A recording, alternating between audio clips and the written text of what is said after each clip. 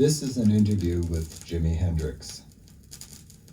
It was done in London about 2 weeks after his second album was released. I'm going to make some comments about my impressions of Hendrix and point out some things to look for when you listen to this interview. It's a good interview. When I met Jimi Hendrix, my first impression was his presence was so strong. It was sort of like stepping into a field of electricity. And I don't know if it's because of the giant amps that he was working with or just being a superstar and having all that energy directed at you, you know. But I wish there had been a way that this tape could have captured some of that vibrancy that I felt at that moment. I did this interview mainly because I wanted to meet him, and I honestly did not have one question ready. I figured that, you know, when the time came, I'd open my mouth and sort of a question would come out. We've all heard interviews where the interviewer is so involved lining up the next question that he or she doesn't hear what the person's trying to say. Well, I didn't have a next question. I just listened to what he was saying. And what he was saying led to the next question. And he was so sensitive, as you'll hear. He could see me listening, and he really opened up. You really hate these interviews. Oh no, well it's alright, you know. It's alright. You do a lot. Pardon? A lot of people bother you for interviews. Well, like, yeah, to tell the truth, yeah, there is a lot, you know, but it's alright though, you know, like, sometimes you just feel like talking, sometimes you don't though, you know. Yeah. Just go in different moods. Okay, so somebody you Yeah, go ahead. it's alright. No, it doesn't bother me at all. I just want to get this light for a second. You're originally from Buffalo and you've been here about No, not from No? Buffalo, no, I'm from Seattle, Washington, originally. But I used to live, I lived all over the States though. And then I wound up in New York, you know, not too long ago. Yeah. But I lived all over the States. I stayed in Buffalo for about a month or two when it was too cold up there. Well, yeah, but if you were in Seattle, you know, it can't be any colder in Buffalo. No, Seattle has a different type of cold though, you know. It's a different, it's a nice coldness, you know. Yeah. It isn't so cutting as Buffalo. Anyway, there's this girl up there trying to work roots on me. Work this brutal stuff, keep me there, you know. Had a little hospital and all that, but I could make that sound. What do you mean you had a good hospital? Well, like, you know, she tried working roots. You know, that's a scene like they might put a, you know, there's different things they can do. They can put something in your food or either put some hair in your shoe, you know, some of the hair in your shoe. How would they? Voodoo stuff, yeah. Mojo. Yeah, and all that kind of stuff, yeah. Right, yeah. Well, she tried that, and I don't know. She must have tried it half-heartedly because I was just only sick in the hospital for about 2 or 3 days. Do you ever get involved in that scene other than... Not anymore, really. You know, like around in the southern United States, you know, they have a lot of scenes like that going on. Yeah. But just you know, if I see it happen or if I feel it happen, then I believe it. Yeah. You know, but not necessarily if I just hear it being talked about.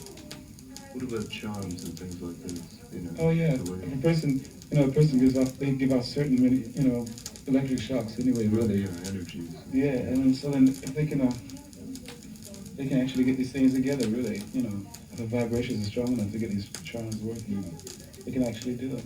I was watching you when you were talking to this girl that came in. I think she sent you some clothes for you. Oh yeah, yes. And that was very nice because you were really watching her and you were really taking her in. I mean, take her in and I mean just like sizing up. You know what I mean? Yeah, she seemed like a nice girl. I like to take her home and, you know, scrub her up a little bit, and then, you know, go into the scene, and then get the clothes measured up, maybe. Oh, that's right. Yeah, she's supposed to come out there for that moment. But see, I don't go by, you know, like some girls, you don't go by appearance. You go by different. There's other things that girls have to offer besides their looks, you know.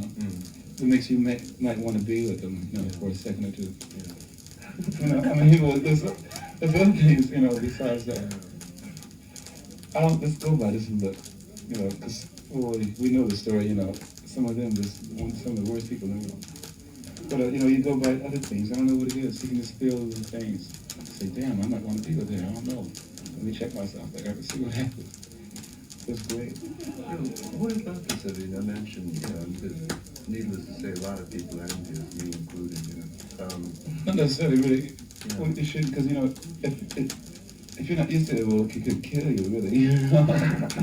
Really, but this is another way of communication. That's why other people can't understand and say, "Oh, damn, why are you with so many people?" You know. I said, "Well, I don't necessarily be, you know, touching those people all the time. I just be talking to them. Some I talk to, and then others, you know, well, you know, therefore, and thereafter." This doesn't seem like it's if it's part of you. You know, this is nature. I don't know. I just can't help it. That's all. It's just, you know, it doesn't seem like that's another way of communication, though. You have your own ways, you know. Some people just communicate better by, you know, by not even knowing each other's name. By saying, "Hey, hi, how you doing there? Would you come over here for a minute?" And then, you know, it's all, and you do that. And you can be the best of friends then. Some even get married after that. You know, I find it easy to sort of flow with it when you started to get this, you know, this image, which, you know, as you oh, it was worse before, because I used to be on the block starving, you know. The girls used to help me and all that, you know. Girls are some of my best friends, because they used to help me, you know, and really help me, too. And I really, ever since then, that's why I say to myself, well, any girl I meet now, I try to show my appreciation for what they did for me before. No, serious though, it's just, it's I don't know, it's just nature.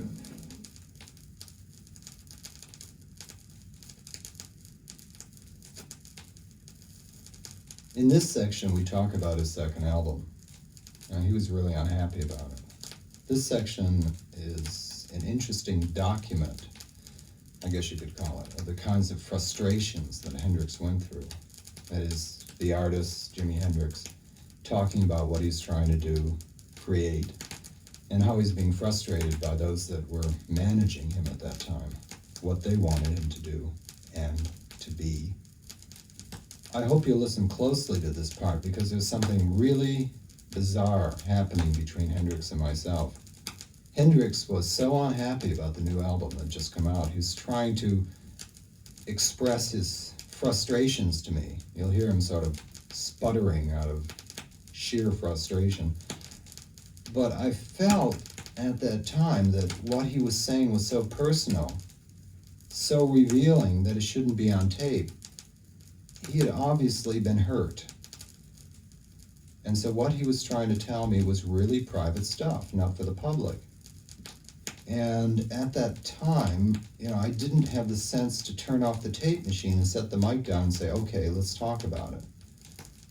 Instead, what you hear is Hendrix trying to tell me about these frustrations of his. And I'm trying to get him not to tell me. You know, my questions are trying to steer him away from it. But everything he talks about brings him right back to it again. Listen to the sound of his voice. He was incredibly open about himself. I really don't care what our records as far as chart-wise. We had this one that only made number 11, you know. It was named The Rhythm of the Midnight Lap, which everybody around here hated. They said that was the worst record, you know.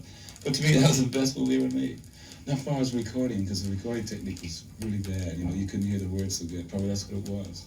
Yeah, are you satisfied with the recording technique No, generally? not at all. No. What about on the LPs? Same thing? Not at all. Worse even on the LPs. It makes me so mad. Because, see, that's part of us. Yeah. And, like, see, like, we recorded and everything, and then all of a sudden, something happens, and it just comes out all screwed up. You just get so mad, you just don't want to know about it anymore. Like, our next LP, every track's going to have to be right, or else I'm just, you know, just going to forget about it. I mean, well, not forget about it. That's the way I, you know, you say that, you know, right. you're not. Yeah. But that's the way I feel. Do you think they're better in the States as far as recording? Or I don't know. it really depends upon the engineer? Well, like, it depends on what you want. It really all depends where you go to. It really depends on so many things. The cutting of it, excuse me, the cutting of it depends on the whole, that's a whole scene. You can get in there and mix and mix and mix and get such a beautiful sound. And when it's time to cut it, they can just screw it up so bad. Jesus, I don't understand. I know. I wouldn't understand that either, because we, you know, it comes out all bad. Because they go by levels and all that. Some people don't have imagination. See, when you cut a record, right before it's being printed, excuse me, you know, when you cut the master, that, excuse me, if you want a sound where you can, really deep sound, you know, where you have depth and all this, you must almost remix it again right there, the cutting place. And 99% don't even do this. They just go and say, oh yeah, turn it up there, make sure that it doesn't go over there, make sure it doesn't go under, you know. there it is. It's nothing but one-dimensional. You get the time that you need. I mean, because it's so, No, we don't- so we- costly anyway. We did to be in these studios. the money That's doesn't not- make any that's not the difference to me. hang-up, yeah. Yeah, because that's what I make the money for, is to make better things, happen. I don't have no value of money at all. That's my only fault. Because I just good at things that I see and want, and or you try to put it into music. I want to have a stereo where it goes up, the sound goes up and behind and underneath, But all you can get now is just across and across. Yeah. Our new LP was made in 16 days, which I'm very sad about, The one that's just out Yeah. recently, yeah. Really. But no use even talking about, discussing why, because it really is a bad scene. But just makes me mad, though. It could have been so much better. It's mainly the sound quality. Well, the songs could have been better, too. That's what I think, though. So you finish and you got a completely new ideas. Yeah, right. Well, it's good. I mean, in a sense, because your mind's moving along, purring along nicely. Yeah, it's not necessarily getting any better, but like you might move to different things, Do you feel the groups are free to change as they want to? No, half of them aren't. They're all thinking about their career and thinking about their future so much. I really don't give a damn about my future or career. I just want to make sure I can get out what I want, That's why I say we're very lucky. Because we didn't have, all of us didn't have that, I said, oh, well, it'd be great if we did, make it nice. But I really wouldn't care as long as we could be happy with what we're doing, like recording and stuff like that, or do what we want to do. We're still, we're not really doing what we want. But that's, Yeah. completely. What about a new LP? Have you been thinking about this? Yeah. Well, I wanted to make it a double LP, which would be almost impossible. And have about Because of the cost? Well, yeah, it's a big hassle. Nobody doesn't want to do that. The record producers and the companies don't want to do that. I'm going to spend every single penny on it if I thought it was good enough. But there you go. I do that, and then they leave me out there. What about the length of the songs too? I mean, would see, you like yeah. them to be much longer? It depends on what kind of song it is. If it's a song with about 3 or 4 movements, well, yeah. Like there's one song I wrote named "Eyes and Imagination." That's the name of it. And it's about 14 minutes long. But it's telling about every sentence or every 2 sentences tell a completely different story. It's like what imagination. It starts off with this baby crying, a brand new baby has been born, and then you hear these bullets, in the background. It's nothing but this imagination. And every sentence tells a different story, and but it goes in about 4 major movements, but I always go back to this one little thing. You must have that one little thing through it, one little. But I don't even know if there's so many songs I wrote that we haven't even done yet that we'll probably never do. Just because, there's a lot of things around here that's really bad. So, It's okay. we must be Elvis Presleys and rock and rolls and Charles. We must be that. Yeah, that's where it's at, isn't it? And there'll be no smoking in the gas chamber. See. Wow. Do you think people will be doing longer numbers? Will be trying to? Well, like if they have sort of something. moving towards maybe even symphonies. Yeah, I think they should if they have something to offer. Really, if the number really has to be long, they say, "Well, I got this number, but I just can't get it together unless I just need more time on it." Well, then they really should. They should never hold, time like that because of a number. The song that we had named Purple Haze? Yeah. That was about, they had about 1,000 words. and this got me so mad because that isn't even Purple Haze, What do you need? I don't know, man. I'm just frustrated over him, that's all. That's what I feel like. But you should have heard it, man. I had it written out. It was about going through all this land, this mythical. Because that's what I had to do, is write a lot of mythical scenes. Like the history of the wars on Neptune and all this mess, And the reason why the rings are there, you have all these. See, like how they got the Greek gods and all that mythology. Well, you can have your own mythology scene, or write, fiction, complete fiction, or, I mean, anybody can say, well, I was walking down the street and I see an elephant floating through the sky. Well, it has no meaning at all, there's nothing to imagine except there's an elephant there, And if you don't watch out, you might break your neck. You think you'll be able to make more demands as you continue. Yeah, this whole thing's gonna blow wide open soon.